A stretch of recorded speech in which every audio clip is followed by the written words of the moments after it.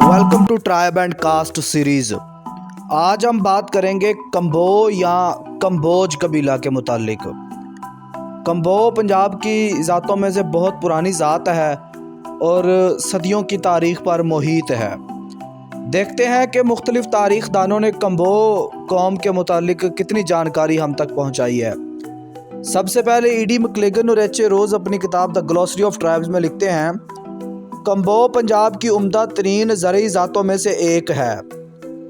वो शाज़ो नादर ही सब्ज़ी फरोशी का काम करते हैं, लेकिन अराइयों से कम मेहनती और बाहुनर नहीं। वो बलाई वादी सतलुज में नीचे मिंट गुमरी तक, मशरकी मैदानों के सारे शुमाली हिस्से में और नीचे वादी जमुना में करनाल तक मिले हैं।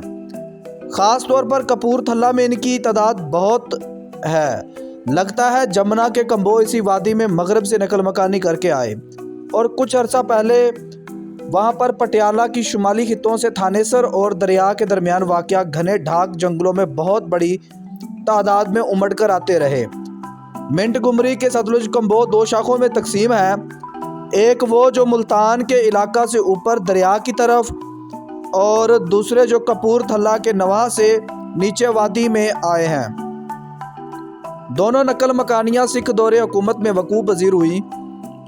वो राजा करण की नस्ल से होने का दावा करते हैं और ये कहते हैं कि उनका मुरस आला कश्मीर की तरफ भाग निकला। बंजौर के कंबो भी अपना नस्ब सिंध पार के इलाका में मिलाते हैं। एक रवायत के मुताबिक फ़ारस के कदीम बशिंदे हैं और करनाल के कंबो अपना माखज़ गज़नी से मिलाते हैं, लेकिन हकीकत ये है कि इनमें 40% हिंदू और 23% सिख होना कम अज़ कम माजी बाईद में गैर हिंदुस्तानी माखज़ के ख़िलाफ़ फ़ैसला कुन अमर है। अमूमन अराई और कंबो को करीबी रिश्तेदार ख्याल किया जाता है। दरअसल साहिवाल में मुसलमान शख्स अराई और हिंदू कंबो कहलाता नज़र आता है, लेकिन हर सूरत में ऐसा होने की हकीकत इस अमर से वाज़ा हो जाती है कि अमृतसर, लाहौर, फ़िरोज़पुर, पटियाला, नाभा और मलेरकोटला के कंबों के मुतद्दबा तनासुब ने ख़ुद को मुसलमान दर्ज कराया। अगरचा इन इलाक़ों में मुसलमान अराइयों की तादाद भी काफ़ी है। शायद यह बात काबिल तशकीक है कि इन दोनों के दरमियान फ़र्ज़ किए गए ताल्लुक़ की इस हकीकत के अलावा कोई बुनियाद नहीं कि वह दोनों मगरब से आए हैं और काफ़ी हद तक एक समाजी हैसियत और ज़राती शहरत के हामिल हैं। कुछ ने बुनियादी फ़र्क ये बताया कि कंबो अपनी बेटियों की कीमत वसूल करते हैं, जबकि अराई ऐसा नहीं करते। लेकिन बहैसियत मजमूई देखा जाए तो कंबो की समाजी हैसियत अराई से ज़्यादा है, ख़ास तौर पर उन इलाक़ों में जहाँ सब्ज़ी उगाई जाती है। और मज़ीद यूँ कहा गया है कि ज़राती कंबो जो है वो महज एक ज़रई ज़ात नहीं है। वो अक्सर बेशतर फ़ौजी दफातर में काम करते हैं, निजी मुलाजमतें भी करते हैं और उनकी औरतें ऐसे किसी इलाके में रकम उधार पर देती हैं जहां वो सिर्फ काश्तकार हैं। अकबर के दौर में शहबाज खान एक कंबो नामी जनरल ने 5000 आदमियों की किसी जंग में क़यादत भी की थी और बंगाल में ख़ुद को काफ़ी मुमताज़ कर लिया। गढ़गांव में चंद सौ साल पहले सोहना के मुकाम पर मुसलमान कंबो आबाद थे। उनकी मतरूका मसाजिद और मज़ार ये ज़ाहिर करते हैं कि यहाँ पर उनको काफ़ी हैसियत हासिल थी। फ़ौजी, ताजर, दफ्तरी कंबो बतौर कलमी मुमताज़ किया जाता है। वो अपनी ज़ात के ज़रई हिस्से में द्रुज़वाजी नहीं करते, लेकिन ये गालिबन एक समाजी रवायत ही है कि ना कि ज़ात का कोई असूल। और लिखते हैं कि कंबो अपनी ईमानदारी के लिए इतनी बुलंद किरदारी के हामिल नज़र नहीं आते जितना कि हुनरमंदी के लिए हैं। शुमाली मगरबी सूबों में मुहावरा आम है, अफ़गान, कंबो और कश्मीरी तीनों बदज़ात हैं और करनाल के बेंटन इन्हें बदनाम, धोखाबाज और साजिशी बयान करते हैं। दूसरी तरफ सरदार गुरदयाल सिंह कहते हैं, इंडिया के दौरे हरास में अमीर साहूकारों ने कंबो पर ही भरोसा किया था और वो फ़कीरों के भेस में इनकी दौलत कहीं और ले जाएं। मेरठ में कंबोओं की तादाद गैर मामूली बताई जाती है। पहाड़ियों के दामन में इनका पाया जाना कश्मीर के साथ इनका नस्ली ताल्लुक़ की कुछ हमायत करता है। कम्बो नाम के माखज़ के बारे में काफ़ी रवायात मिलती हैं। एक मरतबा सूरजबंशी नस्ल का ताकतवर राजा जिसका दारुल हुकूमत अयोध्या था दैरत आया और यहाँ के राजा परमर को शिकस्त देकर इसकी सल्तनत पर कब्जा कर लिया। उसने वरनगर की बुनियाद रखी जबकि इसके बेटे ने एक शहर दीजापुर कायम किया। इसके अलावा गजनी में शहर बसाया। इसका दारुल हुकूमत था और ये गुजरात यानी गुजरात के जनूब में जजीरा नुमा पर वाक़िए कंबे शहर के करीब था। सोलनु त्यूहार ये किसी शहर का नाम लगता है के मौके पर जब वो मजहबी रसूम और अंजाम दे रहे थे तो दुश्मन ने पुरोहित के साथ साजबाज करके हमला कर दिया, शहर को लूटा और लोगों को कत्ल किया। बच निकलने वालों में से कुछ लोग गखर के करीब सामाना चले गए और रास्ते में जयपुरा और सरहंद से गुजरे। वहीं से वो जमुना और सतलुज के सारे दरमियानी इलाकों में फैल गए। पंजाब में और इसके बाद पूरे पंजाब में ये फैलते गए। कुछ दिगर बरास्ता सिंध मुल्तान पर मिंट गुमरी आ गए। इन्हें गजनी नज़द कंबे से आए हुए कम्बो कहा जाता है। दिगर के ख्याल में ये नाम कमभद यानी कम फहम की शक्ल में है क्योंकि इन्होंने सोलनु त्योहार के दिन हथियार उठाने के बजाय मरने को तरजीह दी। कम्बोज को सूर्यवंशी राजा देवता चंद्र ब्रह्मन की औलाद सूदकश ने पांडवों के खिलाफ लड़ाई में कौरवों का साथ दिया। यानी ये जो महाभारत जंग हुई थी हिंदुओं की, उसमें भी निशानदाही की जा रही है कि कम्बो मौजूद थे। मैदान जंग में इसके तकरीबन सभी आदमी मारे गए और भागकर नाभा में आबाद होने वाले कम्बोजी बाद में कम्बो कहलाने लगे। कम्बो लफ्ज़ को के और अम्बुआ का मुरक्कब बताया जाता है। इस बयान के मुताबिक कबीला फारस की सल्तनत से ताल्लुक़ रखता है। कयाकूस और क्याबाद और दारूश का ताल्लुक़ किसी सल्तनत से था। जब वो हिजरत करके पंजाब आए तो अम्बुआ या कम्बो कहलाने लगे। हज़रत अब्दुल्ला इब्ने ज़ुबैर को एक बहुत बड़ी फ़ौज देकर फ़ारस फतह करने के लिए भेजा गया।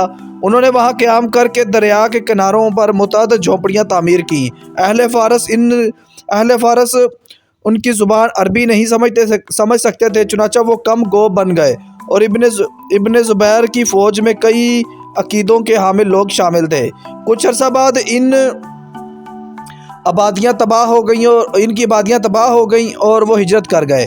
पहली कहानी खुद कम्बोओं से हमायत याफ्ता होना फितरती बात है और ये भी हकीकत है कि कम्बो सोलनु त्यौहार को बदशगुन ख्याल करते हुए नहीं मनाते।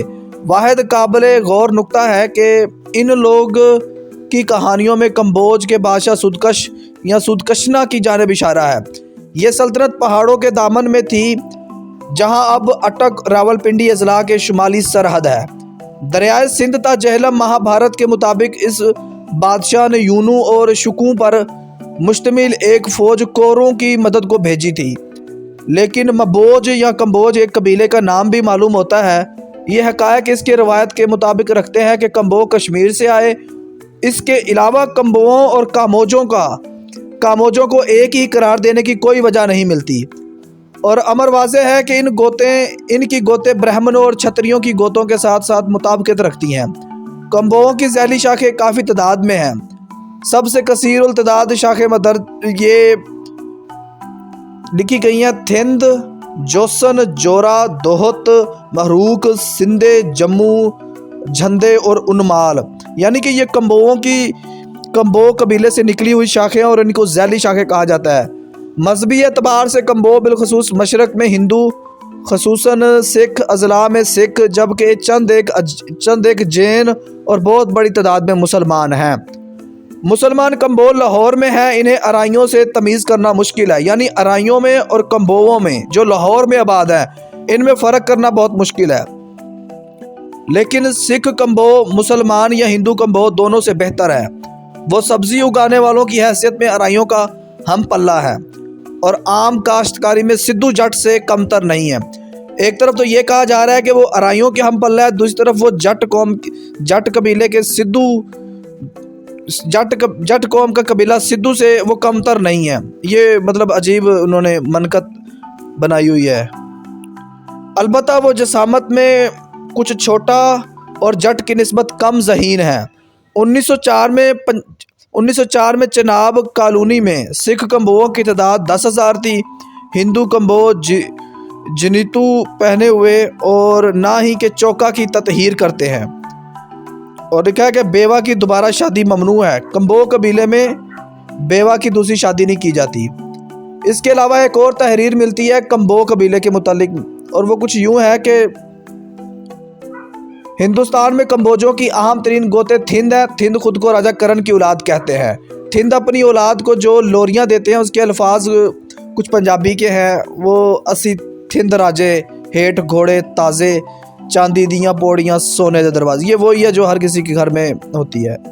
اچھا، اس لوری میں تھند راجہ کی عسکری حیثیت شان و شوکت کا ذکر بھرپور انداز میں بیان کیا گیا ہے، اور لکھا جاتا ہے اس پہلو میں چودھری وہاب الدین امرت سری، یہ کمبو قبیلے کے رائٹر ہیں چودھری وہاب الدین امرت سری، اور غالباً ایچ اے روز نے بھی یہی بات لکھی ہے کہ ان کے مطابق کمبوج جسے راجہ کرن کا ذکر کرتے ہیں وہ دراصل ایران کے راجہ کورس یا کورش ہے، کیونکہ راجہ کورس کے علاوہ ہندوستان کے کسی راجہ کرن کی شان و شوکت تھند کمبوجوں کے راجہ کرن سے مطابقت نہیں رکھتی۔